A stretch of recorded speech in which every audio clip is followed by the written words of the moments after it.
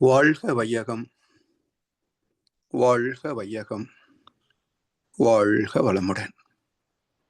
குரு வாழ்க, குருவே துணை. சிந்தனையை, உடல் நலத்தை சீர் அமைத்து ஓய்வித்த குருவே வாழ்க, வாழ்க வளமுடன், வாழ்க வளமுடன், வாழ்க வையகம். கனடா ஸ்கை யோகா அறக்கட்டளையை சிறப்பாக நடத்தி வருகின்ற ஆன்மீக அன்புள்ளங்கள், குறிப்பாக பேராசிரியர் முனைவர் சிவசங்கரமையா அவர்கள்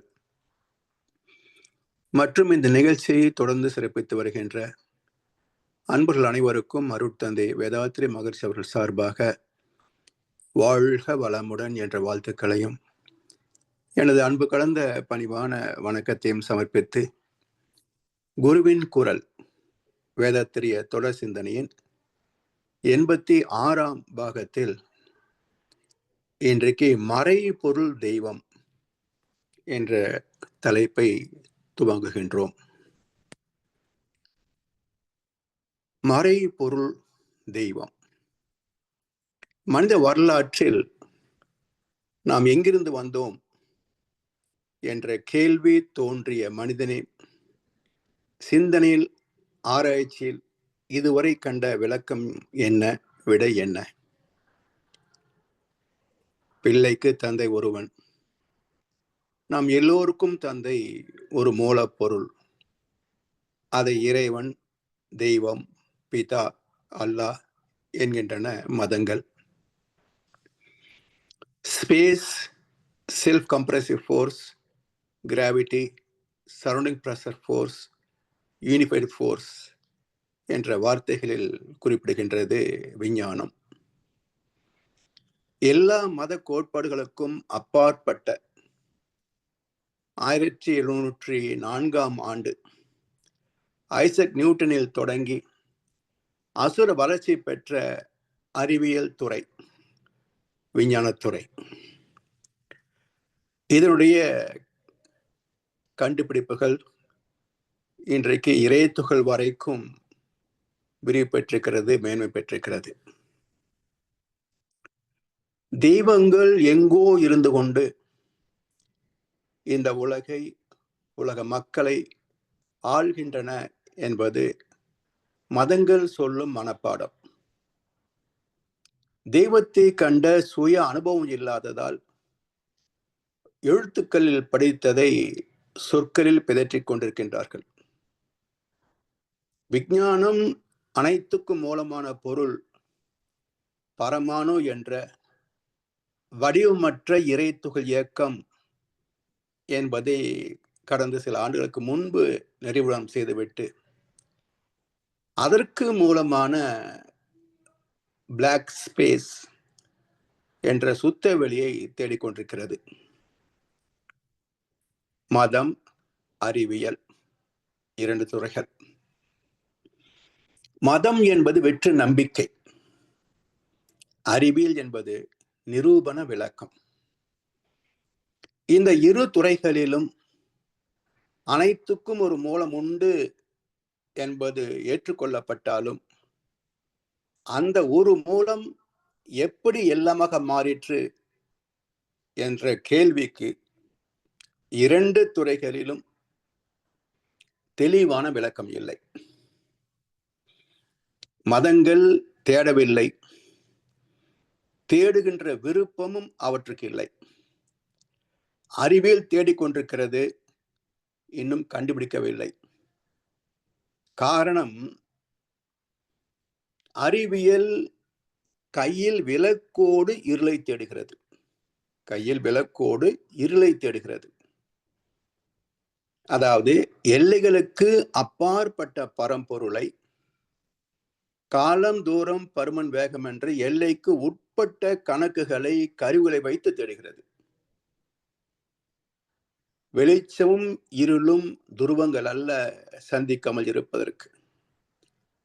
விளக்கு எரிகின்ற வரைக்கும் இருள் தன்மாற்றம் அடைகிறது. எரிவது தீர்ந்து விட்டால் தன்மாற்றம் நின்று விட்டால் மூலம் இருளே, அந்த இருளே தொடர்கிறது.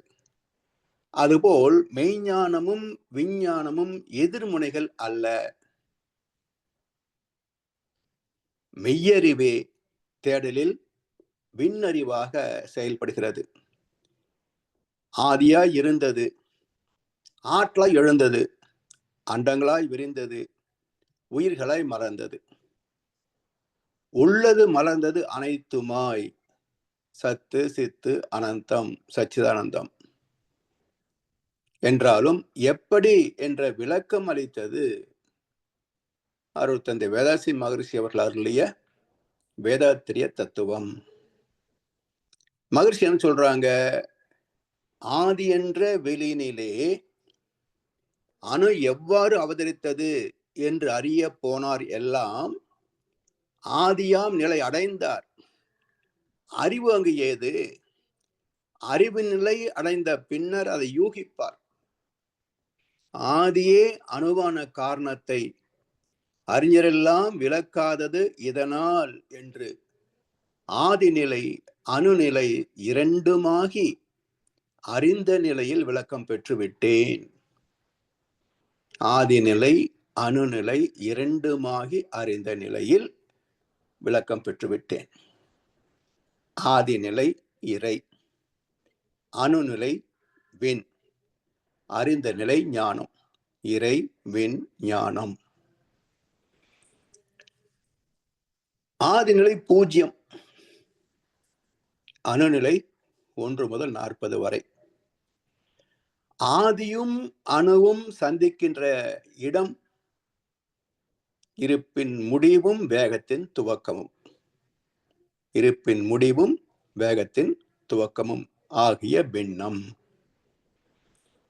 எவ்வளவு நுட்பமான பின்னம் என்றால், ஒரு சொடுக்கு நேரத்தை, ஒரு வினாடி நேரத்தை அறிவியல் 1,00,000 கோடி பைக்கோ வினாடி என்று அனுமானித்து பிரித்து பேசுகிறது. இதைவிட நுட்பமானது அதுதான் இருப்பின் முடிவும் வேகத்தின் துவக்கமுமாகிய இறை துகள் நிலை, பின்னப்பட்ட நிலை. 1 முதல் 3 என்ற டெல்டா அலைவேகத்திற்கு மூலமான இருப்பே இயக்கமாகிய ஒன்றே 2 பட்ட நிலையில் ஒடுங்கி அணுவின் பிரசவத்தை கண்டவர் பகவான் வேதாத்திரி மகர்ஷி அவர்கள். அப்படி அவர் பெற்ற விளக்கத்தை உலக மக்கள் அனைவருக்கும் அருளினார். ஆதிநிலை இருப்பு, அணுநிலை இயக்கம், அறிந்த நிலை ஞானம்.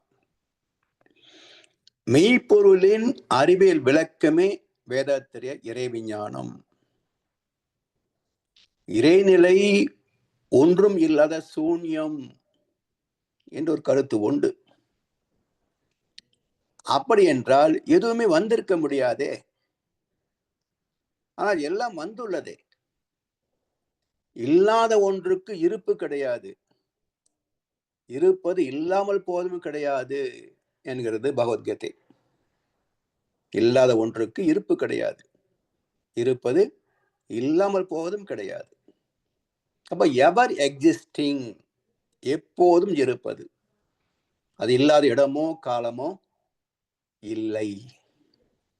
எனவே அறிவியல் படி, சித்தர் பெருமக்களின் கவிகளின் படி, ஆன்றோர் பெற்ற அனுபவங்களின் படி, மொழிகளில் மெய்யெழுத்து, உயிர் எழுத்து, உயிர்மெய் எழுத்து என்ற இலக்கண விதிகளின் படி அரூபமே ரூபங்களாயின என்பதுதான் மாற்றமில்லாத உண்மை என நிலைத்திருப்பதால் நமது உடலும் தாயின் கருப்பையில் அருவமாய் தோன்றி உருவமாய் வளர்ந்ததால் மூலப்பொருள், மெய்ப்பொருள், பரம்பொருள் என்ற ஆதி அரூபமே என்ற கருத்தை, சத்தியத்தை மையமாக கொண்டுதான் இறைவனை தேட வேண்டும்.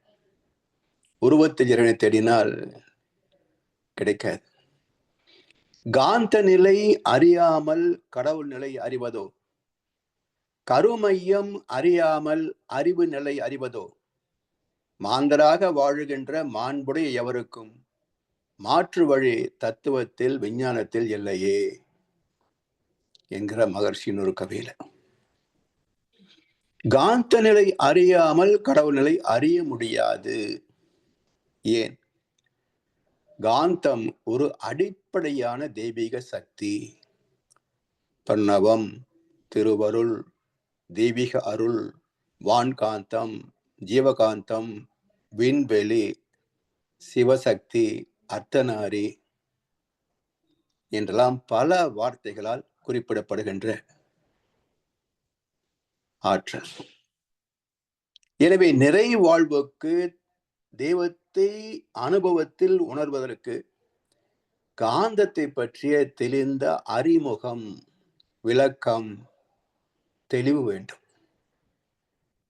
பூமியில் காந்தப்பாறைகள் உள்ளன என்றும் அதன் ஆற்றலால் வடதுருவம் தென்துருவம் அமைந்துள்ளன என்றும் விஞ்ஞானம் கூறுகிறது.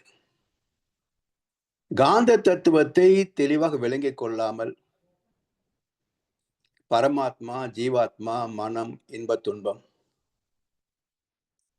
விதி, மதி போன்ற இயற்கையின் அடிப்படை ரகசியங்கள் எதையும் புரிந்து கொள்ள முடியாது என்பது வரலாற்று உண்மைகள். பாகற்காயை பார்க்கின்ற போது எந்த கணிப்பும் சொல்ல முடியாது, அனுபவம் இல்லாமல். நாக்கில் வைத்தவுடன் கசப்பை உணர்கிறோம். காரணம், பாகற்காயின் ரசாயனம் நமது ஜீவாந்தத்தோடு கலந்த தன்மாற்றம். இந்த தன்மாற்றத்தை கசப்பாக உணர்கிறோம். சரி, கசப்பை உணர்ந்தவுடன் முகத்தில் ஒரு வெறுப்பு அல்லது ஒரு விரும்பாமை தோன்றுகிறது அல்லவா? அது ஏன்? நாக்கிலே கசப்பை உணர்ந்தோம், முகத்திலே பாவனை எதற்கு? இதற்கு எங்கிருந்து காந்த தன்மாற்றம் நிகழ்ந்தது? நாக்கில் சுவை அரும்புகளின் சலைவா என்ற உமிழ்நீரின் அதில் கலந்துள்ள காந்தத்தின் தன்மாற்றம் கசப்பாக அறிந்தோம். காரணம் புரிகிறது. அதே சமயத்தில் முகத்தில் தோன்றிய பாவனைக்கு காரணம் என்ன? எங்கிருந்து ஜீவாந்தம் தன்மாற்றம் அடைகிறது? இதன் ரகசியம் என்ன என்றால், காந்தம் 2 வகைகளிலே தன்மாற்றம் அடைகிறது. காந்தம் 2 வகைகளிலே தன்மாற்றம் அடைகிறது. நாவில் தன்மாற்றமான ஜீவகாந்தம் கசப்பை உணர்ந்தது. மூளையில் தன்மாற்றமான ஜீவகாந்தம் வெறுப்பை அறிவிக்கிறது. சரி, நான் உணர்ந்த கசப்பை மற்றவர் அறிய முடியுமா? உணர முடியுமா? முடியாது. முக பாவனை இல்லாமல் எனது வெறுப்பை மற்றவர் அறிய முடியாது. எனவே கசப்பும் வெறுப்பும் என்னுடைய சுய அனுபவம். அதுபோல் இறைவனை அவரவர் சுய அனுபவத்தால் அறிய முடியுமே அன்றி வேறு வழி இல்லை. இதுதான் தெய்வம் என்று யாரும் யாருக்கும் காட்டிவிட முடியாது. அவரவர்களுக்குள் காந்த தன்மாற்றத்தால் தான் உணர வைக்க முடியுமே தவிர எங்கே இருந்து ஒன்றை கொண்டு வந்து இங்கே காட்டிவிட முடியாது.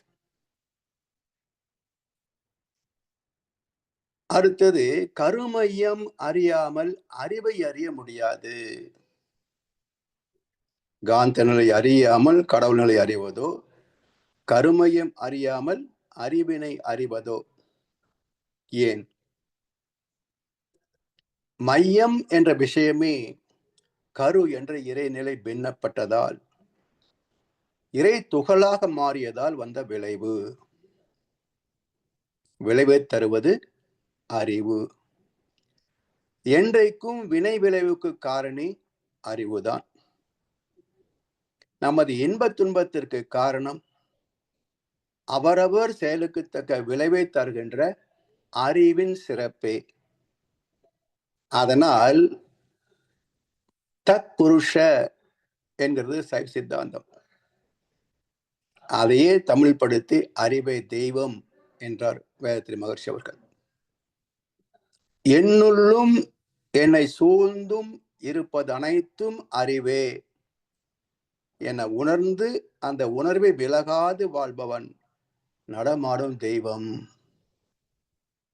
ஐயப்படாது அகத்து அது உணர்வானை தெய்வத்தோடு ஒப்பக்கொள்ளல் என்றார் வலுப்பெருந்தகை.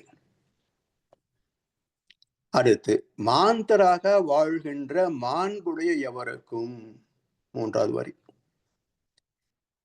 பண்பட்ட நிலம் விவசாயத்திற்கு பயனாகும். அதுபோல் பண்பட்ட மனம் வாழ்வுக்கு வளம் சேர்க்கும். பண்பின் நிறைவு, பண்பின் முழுமை, மா பண்பு, மாண்பு. நடமாடும் தெய்வமாக வாழ்பவரை விட மாண்பு மிக்கவர் யார்? இந்த அடைமொழி மனிதனன்றி வேறெந்த ஜீவன் பெற முடியும்? அடுத்து, மாற்று வழி தத்துவத்தில் விஞ்ஞானத்தில் இல்லையே. மாற்று வழி தத்துவத்தில் விஞ்ஞானத்தில் இல்லையே. காந்தத்தின் மூலமாக அல்லாது வேற எந்த வகையிலும் இறைவனை அறிய முடியாது. தன்னுள் உள்ள காந்தத்தை ஆய்ந்து உணர்ந்து இதற்கு மூலம் ஏகாந்தமான சுத்த வெளியான அறிவென்பதை அறிவை கொண்டே உணர்வாகமே அன்றி மாற்று வழி என்ன? எங்கே? யார் சொல்வார்? யார் அறிந்தார்? அறிவேதான் மெய்ப்பொருள் என்று அறியும் பேற்றை சீர்நிலையில் மனம் வைத்து வேண்டா பற்றி செதுக்கிக் கொண்டே இருக்கும் விழிப்பு வேண்டும் என்கிறார் இன்னொரு கவியில. அறிவேதான் மெய்ப்பொருள் என்று அடையக்கூடிய அறியக்கூடிய பெரும் பேற்றை எப்படி அறியலாம்? சீர்நிலையில் மனம் வைத்து. சீர் என்றால் தேவநீதி, இயற்கை சட்டம். அந்த தேவநீதியோடு மனதை இணைத்து வைத்து வேண்டாத பந்தம், பற்று, பாசம் இவற்றெல்லாம் கொஞ்சம் கொஞ்சமாக செதுக்கி செதுக்கி செதுக்கி செதுக்கி நீக்க வேண்டும். எப்படி பாறையில் தேவையில்லாத பகுதியை செதுக்கி செதுக்கி செதுக்கி நீக்கிவிட்ட பிறகு அற்புதமான வழிபாட்டுக்குரிய ஒரு சிலை வெளிப்படுகிறதோ, அதேபோல் நம்முள் இருக்கின்ற பந்தம், பற்று, பாசம் என்ற தேவையற்ற தன்மைகளை செதுக்கிவிட்டால் நம்முள் தெய்வீகம் வெளிப்படும் என்ற தத்துவத்தை காட்டுவதுதான் கருவறையில வீற்றிருக்கின்ற தெய்வமாக வணங்கப்படுகின்ற சிலைகள். தெய்வ நீதி மறவாது ஆன்மாவை கலங்கப்படுத்துகின்ற பற்றுகளை நீக்கி ஆதி மெய்ப்பொருளை அறியும் நாட்டத்தில் மகர்ஷி அவர்கள் வாழ்ந்து ஆழ்ந்து கண்ட இறை விளக்கம் என்ன என்றால், மகான்கள் தெய்வத்தை குறித்த பல பெயர்களில் சிறப்பு மிக்க வார்த்தைகளில் ஒன்று ஏகாந்தன். இறைவனுக்கு ஏகாந்தம், ஏகாந்தன் என்று ஒரு பெயர் உண்டு. அதாவது காந்தத்தின் தன்மை ஈர்ப்பு விலக்கல் என்ற இருமை நிலை. இந்த இரண்டில் ஒன்று மட்டுமே, ஈர்ப்பு மட்டுமே உள்ள நிலை ஏகாந்தம், ஏக் காந்தம். காந்தம் என்றால் இரு பண்புகள், ஒற்றை பண்புமே இருப்பதனால் இது ஏகாந்தம். அது என்ன ஒற்றை பண்பு? அழுத்தம் என்னும் உந்துவாற்றல் ஒன்றை கொண்டே, தன் இறுக்கம், ஈர்ப்பு, அழுத்தம் என்ற உந்து ஆற்றல் ஒன்றை கொண்டே அணுமுதலாய் அண்டக்கோடி அனைத்தும் ஆக்கி வழுத்தும் ஓர் அறிவு முதல் 5ம் 6ம் வகை வகையாய் உயிரினங்கள் தோற்றுவித்து முழு திறனுடன் காத்து முடிக்கும் மேலாம் முழு முதற் பொருளே நம் அறிவாய் ஆற்றும் பழுத்த நிலை வரும் வரையில் நீ நான் என்றோம் பதமடைந்தோம் ஒன்றானோம் பரமானந்தம். அழுத்தம், ஈர்ப்பு அல்லது தஞ்சிருக்கம் அல்லது அன்பு, அதுதான் இயக்கம் தோன்ற காரணம், கருணை பிறக்க காரணம்.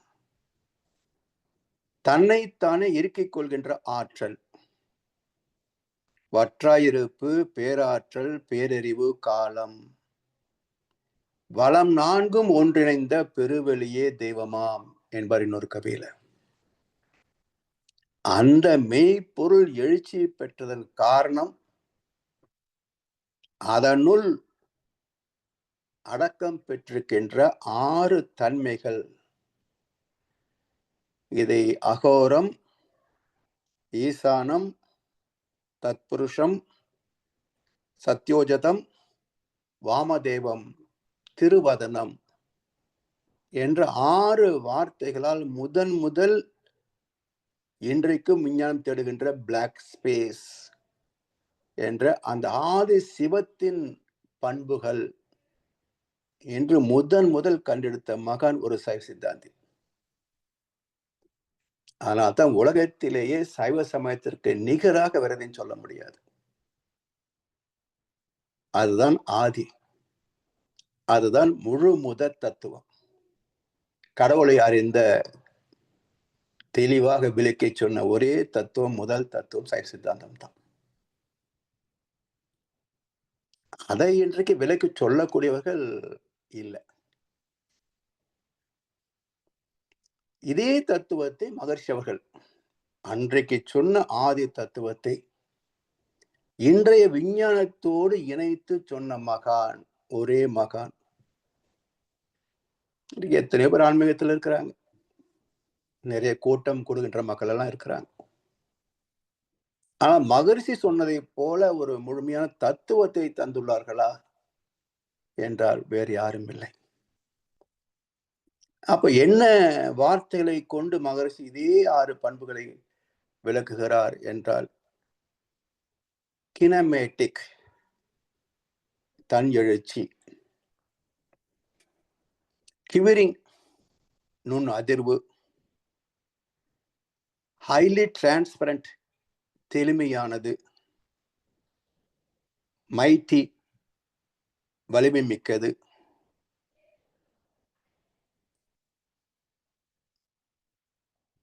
பிறகு டார்க் இருளாக இருப்பது, அடுத்து ஃப்ளூயிட் பாய்ம பொருளாக இருப்பது.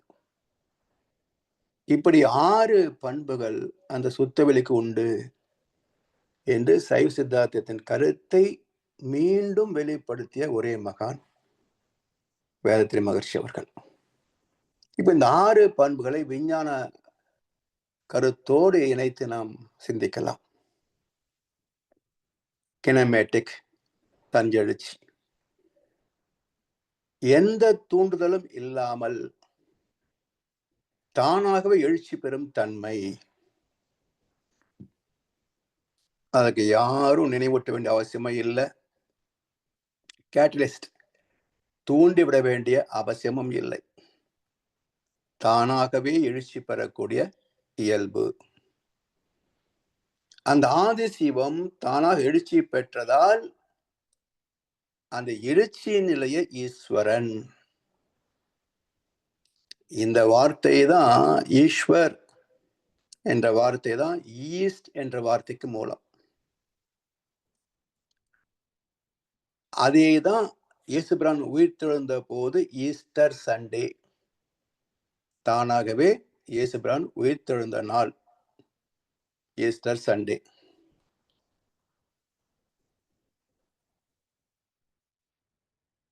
இரண்டாவது அம்சம் கிவரிங் நுண்ணிய அதிர்வு, வைப்ரேஷன், சைக்கிள்ஸ், என்றெல்லாம் சொல்கிறோமே, அந்த நுண்ணிய அதிர்வுகள். காலத்தின் நுண்ணழகு கண் சிமிட்டும் நேரம். கணக்கில்லை 2 அதிர்வுகளுக்கு இடையில் அமையும் தூரம் என்றார் மகரிஷி அவர்கள். சைக்கிள், த ஃப்ரீக்வன்சி என்ற வார்த்தைக்கு மூலமே சைக்கிள் என்ற வார்த்தை தான். அதாவது ஃப்ரீக்வென்ட் சைக்கிள்ஸ், தொடர்ந்து எழுகின்ற வட்டங்கள். frequent cycle is frequency. இது அலை வேகம், அதிர்வலைகள், அதிர்வு எண், நுண்துடிப்பு என்றெல்லாம் விஞ்ஞானத்தால் பிரித்து பேசப்படுகிறது. காலத்தின் நுண்ணழகு நம்முடைய கடிகாரத்தின்படி 1 வினாடி. விஞ்ஞான கணக்கின்படி இந்த 1 வினாடியை 1000 பங்காக பிரித்தார்கள், மில்லி வினாடி. 1 மில்லி வினாடியை மேலும் 1000 கூறாக்கினார்கள், மைக்ரோ வினாடி. 1 மைக்ரோ வினாடியை மேலும் 1000 கூறாக்கினார்கள், நானோ வினாடி. 1 நானோ வினாடியை மேலும் 1000 கூறாக்கினால் பைக்கோ வினாடி. அதாவது 1,00,000 கோடி பைக்கோ வினாடிகள் இணைந்தது 1 வினாடி. அப்படி என்றால் காலத்தின் நுண்ணழகு என்ன? காலம் பிறந்த இடம் எங்கே?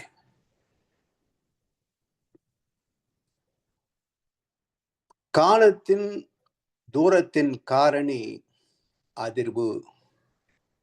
இதைவிட பல மடங்கு நுட்பமானது, நுணுக்கமானது நுண்ணதிர்வு. எவ்வளவு நுண்மையானது என்றால், கண்ணதாசன் நகைச்சுவையாக ஒரு கருத்தை சொல்வார். மனைவிகளோட பேசிட்டு இருந்தா வச்சுங்களேன், வாய் மட்டும் சும்மா இருன்னு சொன்னா கோபம் வந்துடும் இல்லையா? இதையே ஒரு கவிநயத்தோடு சொல்றார். கண்ணாடி பாத்திரத்தை கல் மீது வைப்பது போல் மெல்ல பேசுகிறார். எப்படிங்க? கண்ணாடி பாத்திரத்தை கல் மீது வைப்பது போல் மெல்ல பேசு. பேசாம அர்த்தம். அவ்வளவு நுட்பமானது நுண்ணதிர்வு. அடுத்ததாக ஹைலி டிரான்ஸ்பரண்ட், தெளிமையானது. உதாரணமாக ஒரு 3 mm கனமுள்ள ஒரு கண்ணாடி. இதன் வழியாக பார்த்தால் அடுத்த புறம் உள்ள பொருட்கள் மங்களாக தெரியும். இன்னும் லேசான கண்ணாடியாக இருந்தால் இடையில் கண்ணாடி இருப்பதே நமக்கு தெரியாது. அந்த பக்கத்தில் உள்ள பொருள் தெளிவாக தெரியும். அதுபோல் நீரில் பஞ்சு, பஞ்சுக்குள் நீர் என்பது போல் எந்த பொருளுக்கும் தன்னுள் இயங்க இடம் தருவதும் பர்மியபிள். அதே சமயத்தில் அந்த பொருளுக்குள் ஊடுருவி நிறைவதும் பெனிட்ரேட்டிவ். அந்த சுத்த வெளியின் தன்மை. ஸோ ஹைலி டிரான்ஸ்பரண்ட் என்ற தன்மைக்குள் பெனிட்ரேட்டிவ் பிளஸ் பர்மியபிள் என்ற 2 தன்மைகள் உண்டு. அடுத்ததாக மைட்டி, வலிமை. The mightiest of all is Almighty. அனைத்திலும் வலிமை மிக்கது அந்த சுத்தவெளி. எப்படி? இந்த பூமி எப்படி விஞ்ஞானம் அந்ததுன்னு தெரியாது. 600 கோடி மெட்ரிக் மெகா டன் எடை. 600 கோடி மெட்ரிக் மெகா டன் என்று ஒரு கணக்கு சொல்கிறது. அப்ப இவ்வளவு எடையுள்ள இந்த பூமியை எது தாங்க வைத்துக் கொண்டிருக்கிறது என்றால் சூரியனின் காந்த ஆற்றல் களம். பூமி மட்டுமல்ல, 9 கோள்களை தாங்கிக் கொண்டிருக்கிறது, புளூட்டோ வரைக்கும். இது போல் 10,000 கோடி சூரிய குடும்பங்கள் சேர்ந்தது பால் வழி மண்டலம், மில்கிவே கேலக்சி. இது போல் பல மண்டலங்கள் சேர்ந்தது உலகம், பிரபஞ்சம், யூனிவர்ஸ். அப்ப இந்த யூனிவர்ஸ் என்ற உலகத்தின் எடை எவ்வளவு இருக்கும்? இவ்வளவு எடைமிக்க இந்த உலகத்தை தாங்கிக் கொண்டிருக்கிறதே, அதற்கு சக்தி இல்லை என்றால் எப்படி? இல்லையா? மகிழ்ச்சி அருமையான ஒரு கவியை சொன்னார். சுத்த வெளி என்ற வெட்ட வெளி சக்தி என்பது இல்லையானால், வெட்ட வெளி சக்தி என்பது இல்லையானால் வேறு எந்த பொருள் வலிது பிரபஞ்சத்தில்? தொடப்பட்ட இரு பொருட்களோடு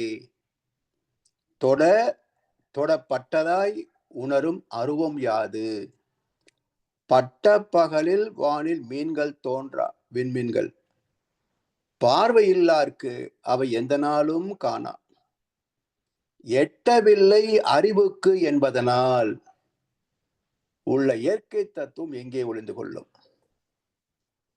இது இன்றைக்கு உலகத்திற்கு சொல்லப்படுகின்ற ஒரு முக்கியமான கேள்வி. எட்டவில்லை அறிவுக்கு என்பதனால் உள்ள இயற்கை தத்துவம் எங்கே ஒளிந்து கொள்ளும்? கடவுளை அருவம் என்று பேசினால் எத்தனை மக்கள் ஏற்றுக்கொள்வார்கள்?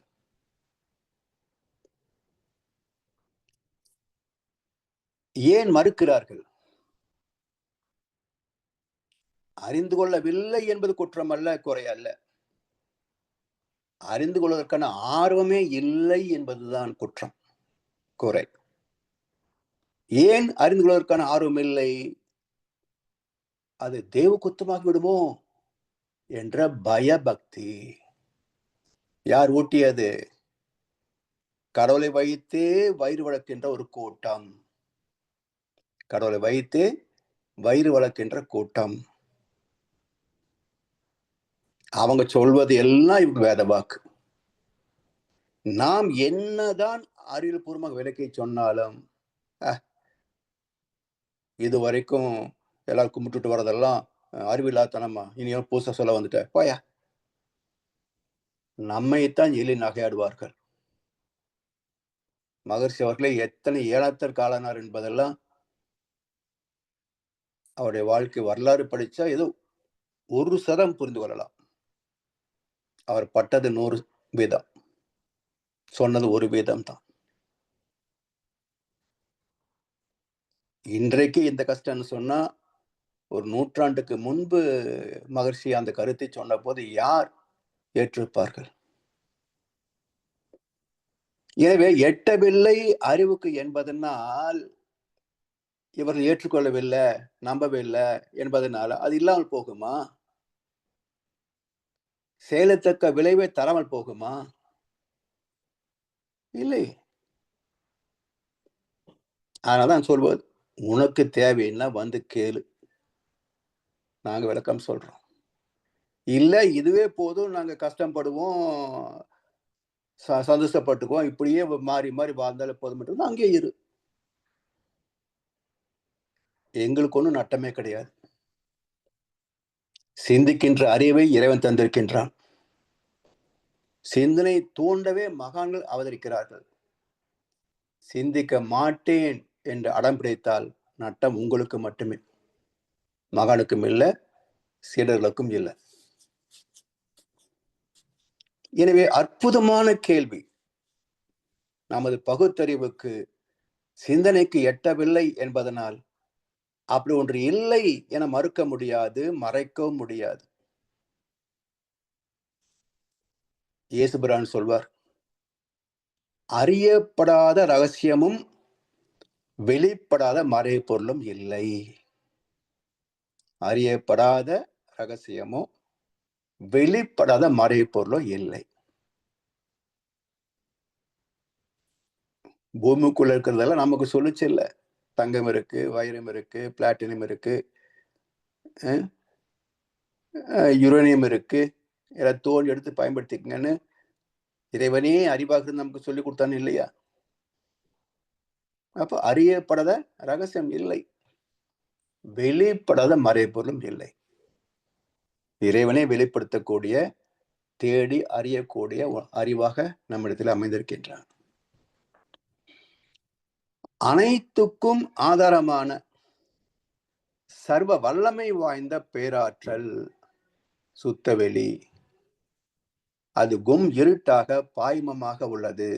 Dark and fluid matter. இறைவன் என்றால் என்ன, இயற்கை என்றால் என்ன என்று புரியாததால் அவற்றை இல்லை என்று மறுக்க முடியாது. ஆல்மைட்டி, சர்ம வல்லமை வாய்ந்த பொருள் இருளாய் இருக்கிறது. கிருஷ்ணன், கிருஷ்ணம் என்றால் இருட்டு, அமாவாசை. அது மட்டுமல்ல, இந்து தத்துவத்தில் எல்லா ஆலயங்களிலும் கர்ப்ப கிரகம் இருளாகத்தான் இருக்கும், விக்கிரகம் கருப்பாத்தான் இருக்கும். அந்த இருட்டிலே விக்கிரகத்தை பார்க்க முடியுமா? அப்போ இருட்டு வீட்டுக்குள்ள கருப்பு போனேன் பார்க்கல. அது மாதிரி இந்த பிரபஞ்சம் என்ற இருளுக்குள் அனைத்து தோற்றங்களும் இயங்கிக் கொண்டிருக்கின்றன. நாமும் வாழ்ந்து கொண்டிருக்கின்றோம். பட்ட பகல் நேரம், 40 டிகிரி செல்சியஸ் வெப்பம். அந்த வெளிச்சத்தில் நமது 2 கைகளை குவித்து உள்ளங்கைகளுக்குள் என்ன தெரிகிறது என்று ஒற்றை கண்ணால் பார்க்கின்ற போது அங்கே என்ன தெரிகிறது? இருள் தானே. அப்ப பட்ட பகல் வெளிச்சத்தில் உள்ளங்கைகளுக்குள் இருள் எப்படி வந்தது என்றால், தன்மாற்றம் அடையாத இந்த காற்று மண்டலத்தில் இருக்கின்ற காந்த களம், அது கருப்பு தான். அப்ப நாம் காண்கின்ற வெளிச்சம், நிறங்கள், தோற்றங்கள் அனைத்தும் காந்த தன்மாற்றமே.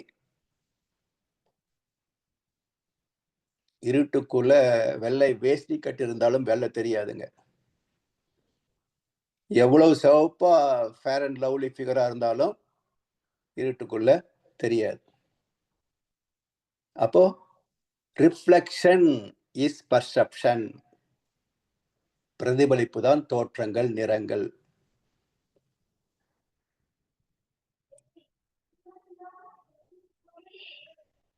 இப்போ இதை சிதம்பரத்துல ஒரு அற்புதமான தத்துவம், அதை மறைப்பதற்கு பெரும் முயற்சி நடந்து கொண்டிருக்கிறது. மக்கள் எப்பவுமே நடந்து முடிந்த பிறகுதான் தோண்டுவாங்க. நடக்கின்ற போது அறிந்து கொள்ளக்கூடிய அறிவு மக்களுக்கு கிடையாது. தில்லை அம்பலம், திருச்சிற்றம்பலம், நடராஜ பெருமான் ஆலயம், இவை எல்லாம் போன ஒரு 6 மாதத்துக்கு முன்பு நான் போயிருந்தேன். கும்பகோணம், சிதம்பரம் எல்லாம் போயிருந்தேன். அங்க இப்ப கல்வெட்டுல வச்சிருக்கிறாங்க, பெரிய ஒரு கல்லிலே செய்யப்பட்ட ஒன்று.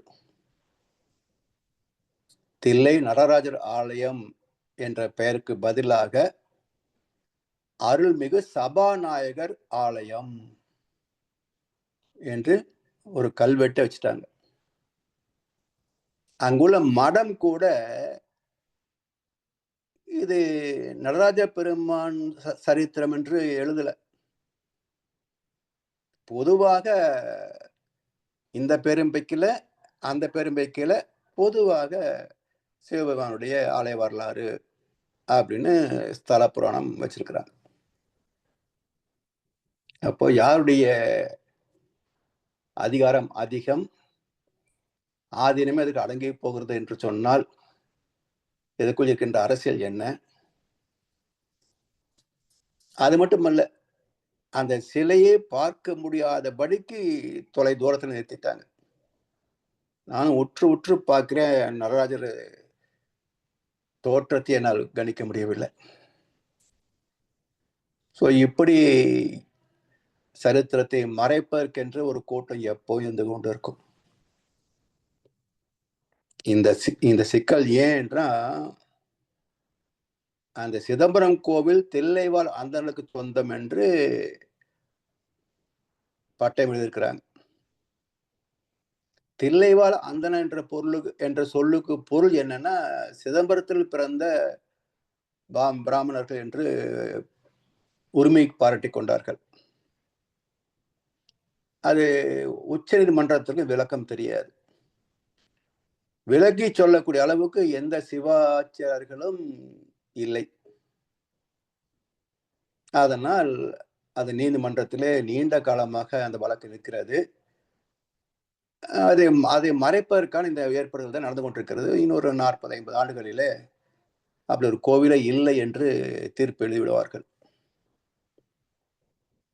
இப்ப அந்த தில்லைவாழ் அந்தணனுக்கு என்ன பொருள் என்றால், சிற்றம்பலம் தில்லை அம்பலம். சிற்றம்பலம் என்றால் ஜீவாத்மா, தில்லை அம்பலம் என்றால் பரமாத்மா. பரமாத்மாவை அறிந்தவர்களுக்கே இந்த ஆலயம் சொந்தம். அதான் தில்லைவாழ் அந்தணர். மேன்மையுள்ள பேரின்ப ஊற்றாம் உன்னில் மிதக்கின்றேன் காப்பாயின் நிலை மாறாமல். அந்த தகுதி உள்ளவர்களுக்கு இந்த ஆலயம் சொந்தம். ஜாதியில பிறந்தவனுக்கு சொந்தம் இல்லை. இது யார் சொல்லுவாங்க? நாம சொன்னா யார் கேட்பாங்க? சொல்லுங்க. சரி, இப்போ என்ன தத்துவம் அங்க இருக்குன்னு பாருங்க. நடராஜர் பெருமானை தரிசிக்கிறோம். தரிசித்த பிறகு சிதம்பர ரகசியம் பார்க்கணும். அது எங்கே? இப்ப அது காட்டுறது இல்லை. 40, 50 ஆண்டு முன்பு ஒரு முறை போன போது நான் பார்த்திருக்கிறேன். ஒரு திரைய விலைக்கு காட்டுவார்கள். அங்க ஒண்ணும் இருக்காது, இருட்டா இருக்கும். ஒன்னும் தெரியலையே, இருட்டா இருக்கேன்னு சொன்னா அதான் ரகசியம் அப்படி சிரிச்சுட்டே போயிடுவாங்க. ஒரே இடத்தில் அற்புதமான துவைத அத்வைத தத்துவத்தை விசிஷ்டாத்வைதமாக விளக்கி சொன்ன ஸ்தலம் உண்டு என்றால் அது திருச்சிற்றம்பலம். அத்வைதம், துவைதம், விசிஷ்டாத்வைதம் 3 தத்துவங்களுக்கும் ஒரே ஆலயத்தில் விளக்கம். நடராஜ பெருமான் ஆடிக்கொண்டிருக்கிறார். இது துவைதம். ஒரு எல்லைக்குள் ஒரு உருவத்தில் நிகழ்கின்ற ஒரு நடனம், ஒரு கோள் என்பதில் நிகழ்கின்ற இயக்கம். இது ஒரு நாள் நின்று போகும். திருவிளையாடல் நின்று போகும். நின்று விட்டால் என்ன ஆகும்? மீண்டும் அது வெளியாக மாறி போயிடும். அப்ப எங்கே இருந்து வந்தது, எங்கே போகும் என்றால், இந்த இருளிலிருந்து வந்தது இங்கே ஆடிக்கொண்டிருக்கிறது. ஆடி முடித்து விட்டால் மீண்டும் அது இருளாகிவிடும் என்று ஒன்றே இரண்டானது, இரண்டாவது இருமைத்தன்மை அற்று போனால் மீண்டும் ஒற்றைத்தன்மையாக வந்துவிடும். அத விசிஷ்டாத்வைத தத்துவம். அப்படி 3 தத்துவத்தையும் ஒரு சேர இணைத்து விளக்கிய ஒரே ஆலயம் திருச்சிற்றம்பலம்.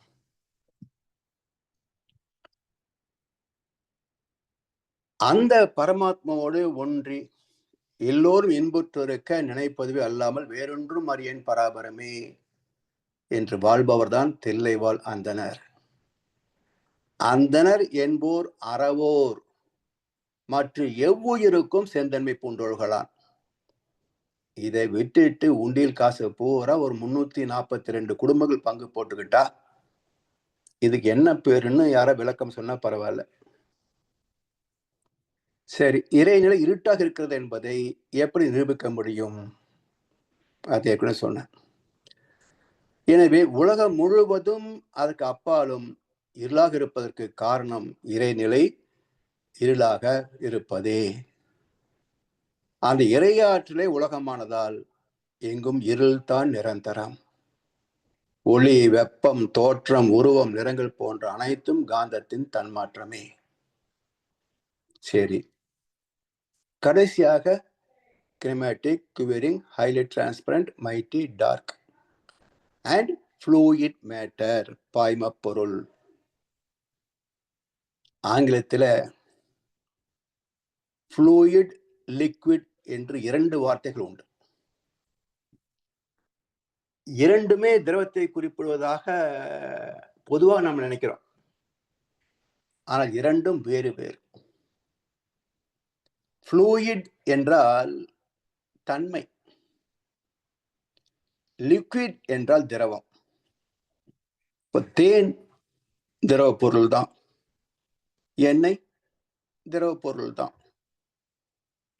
இந்த 2 பொருட்களையும் ஒரு மையொற்றித்தாள், பிளாட்டிங் பேப்பர், அதை 2 தாள் எடுத்து ஒன்றிலே தேன் வைப்போம், இன்னொன்றுல எண்ணெய் வைப்போம். என்ன நடக்கும்னு பாருங்க. சுத்தமான தேன் என்றால் அப்படியே நிற்கும். எண்ணெய் ஏகத்துக்கும் பரவிடும். அப்போ தேனில it's only liquid, no fluid matter. ஆனா எண்ணெயில though it is liquid, it has fluid matter. வெச்ச இடத்துல அப்படி நிற்காது, பரவிக்கொண்டே இருக்கும். உலர்ந்து போகின்ற வரைக்கும் பரவிக்கொண்டே இருக்கும். அதுதான் ஃப்ளூயிட். அதே இயல்பை வைத்துத்தான் நம் உடலுக்குள் இருக்கின்ற உயிர் சக்திக்கு விஞ்ஞானம் வைத்த பெயர் என்னங்க? Sexual vital fluid. Sexual vital liquid அல்ல, ஃப்ளூயிட், பாய்ம பொருள். அப்போ லிக்விட் என்பது இல்லை என்ற கருத்தை விஞ்ஞானமே கண்டெடுத்திருக்கிறது. அது வெளிப்படுகின்ற போதும் திரவமே தவிர அது வரைக்கும் உள்ளே இருக்கின்ற நிலை காந்தம், அதான் ஃப்ளூயிட். அந்த காந்த ஆற்றலை உடல் முழுவதும் பரவி கொண்டிருக்கிறது. அது மையத்துல மட்டுமா நிற்கும்? உடல் முழுவதும், உடலை விட்டு ஒரடி வகரைக்கும் பரவி கொண்டும் இருக்கும். கண்ணை மூடி உட்கார்றோம், யாரோ பக்கத்தில் நடக்கிறாங்க, தெரியுதா இல்லையா? கண்களை திறந்து பார்க்காமலேயே, தொடாமலேயே யாரோ பக்கத்தில் நடக்கிறாங்க, உட்கார்றாங்க, தெரியுதா இல்லையா? அப்போ காந்தம் அது வரைக்கும் போகலைன்னு சொன்னா, அடுத்துடைய காந்தம் அதனோடு கலக்கவில்லை என்றால் அந்த உணர்வை நம்ம எப்படி பெற முடியும்? எனவே நம்முடைய உடலை சுற்றிலும் 1 அடி 2 அடி அளவுக்கு ஆறான்னு சொல்றோமே, அந்த காந்த களம் விரிந்திருக்கும். அதுதான் பரவுகின்ற தன்மை. இப்படி சுத்தவெளியின் 6 தன்மைகளும் வற்றாயிருப்பு, பேராற்றல், பேரறிவு, காலம் என்ற 4 வளங்களாக வெளிப்பட்டன. அதாவது சுத்தவெளிக்கு 6 தன்மைகள், அதிலிருந்து பரிணமித்த உலகத்தில் இருக்கின்ற சுத்தவெளிக்கு 4 தன்மைகள்.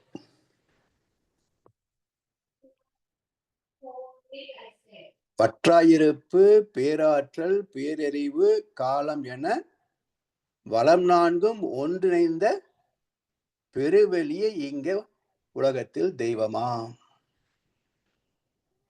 அது 6 தன்மை, இங்கே 4 பண்புகள். இந்த 4ம் சேர்ந்து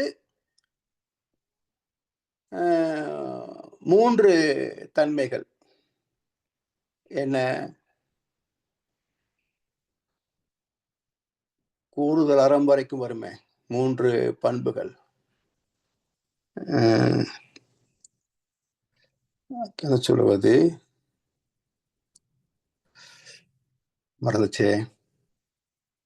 வற்றாயிருப்பு, பேராற்றல், பேரறிவு, வளம் 4ம் ஒன்றிணைந்த பெருவெளியே தெய்வமாம். வற்றாத இந்நான்கின் கூடுதல் அறம் என்று வருமே, தன்மாற்றம், இயல்பூக்கம், கூடுதல் அறம். இந்த 4ம் சேர்ந்துதான் தன்மாற்றம், இயல்பூக்கம், கூடுதல் அறமாக வெளிப்பட்டது என்று 3 தன்மைகளை சொல்வார்கள். அப்ப 6 4 4 3 உலகத்தை இயக்கிக் கொண்டிருக்கிறது. இப்ப இந்த வற்றாயிருப்பு, பேராற்றல், பேரறிவு, காலம், பிறகு பரிணாமம், இயல்பொக்கம், கூடுதல் அறம், இந்த 7 தன்மைகளை அடுத்த அமர்வுகளை வைத்துக் கொள்ளலாம். நேரம் குறைவாக இருக்கிறதுனால அது முடிக்க முடியாது. எனவே இந்த 6 தன்மைகளோடு இன்றைக்கு விளக்கத்தை நிறைவு செய்வோம். மற்ற 4 பிளஸ் அவருடைய வெளிப்பாடு, பரிணாமம், இயல்பொக்கம், கூடுதலம் என்ற மொத்த 7 அம்சங்களை அடுத்த அமர்வில் சிந்திப்போம் என்று சொல்லி வாய்ப்பளித்த அனைவருக்கும் நன்றி பாராட்டி என்ற உரையை நிறைவு செய்கின்றோம். வாழ்வளமுடன், வாழ்வளமுடன், வாழ்க வையகம். வாழ்க வளமுடன் ஐயா, மிக்க நன்றிகள். வாழ்க வளமுடன் ஐயா. மறைபொருள் தெய்வம் அதுக்குரிய முன்னுரை என்றே குறிப்பிட வேண்டும். முன்னுரையை என்று ஐயா எங்களுக்கு தந்திருக்கின்றார்கள். சிறப்பையா. அடுத்த வகுப்புகளில் அடுத்த தகவல்களைத்தான் நாம் அவருடன் எதிர்பார்த்திருக்கின்றோம். மிக்க நன்றிகள் ஐயா. இப்போ அன்பர்கள் கேள்வி பதில் பகுதிக்கு செல்வோம். ஐயாவிடம் உங்கள் கேள்விகளை கேட்க விரும்புபவர்கள் அல்லது உங்கள் கருத்துக்களை பெருமாற விரும்புபவர்கள் கைகளை உயர்த்தி கேட்கலாம்.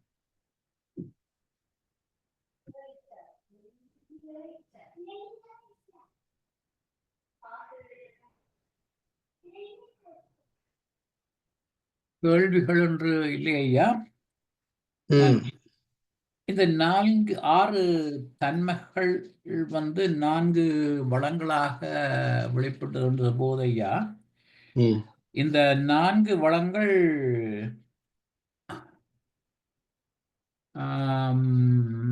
அந்த இயக்கத்துக்கு வந்த எழுச்சி பெற்ற பிரபஞ்சத்தின் தன்மைகளா அல்லது அதுவும் சுத்தவழியின் தன்மைகளா ஐயா? இது இந்த 4 வட்டாயிருப்பு அது அடுத்த வாரம் பார்க்கலாங்க. அடுத்த வாரம் பார்க்கலாம். அது இன்னும் விளக்கம் ஆரம்பிக்கல இல்லையா? ஓகே ஐயா. இந்த 6 எப்படி 4ஆக வருதுன்னு பார்ப்போம்.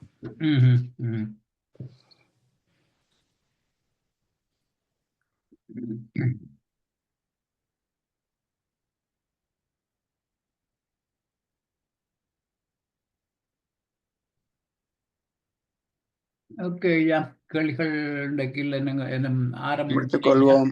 ஆமா, கொஞ்சம் ஆழமான சப்தமா இருக்கிறதுனால ஆமா கேள்வி கொஞ்சம் குறைவா தான் இருக்கும். அடுத்த வகுப்புல இல்லாத தொடர்ந்து போகின்ற போது கேள்விகள் வரும் ஐயா.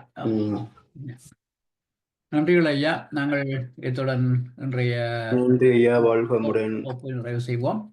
இதுவரை நேரமும் குருவின் குரல் வகுப்பு 86 இந்த சிறந்த சிந்தனை உரையை தந்த முதுநிலை பேராசிரியர் பழனிசாமி ஐயாவுக்கு நாம் நமது நன்றிகளை தெரிவிப்பதோடு ஐயாவுக்கு ஒரு வாழ்த்து தெரிவிப்போம். பேராசிரியர் பழனிசாமி ஐயா அவரது உடல் நலம், மனவளம், பொருளாதார வளம்,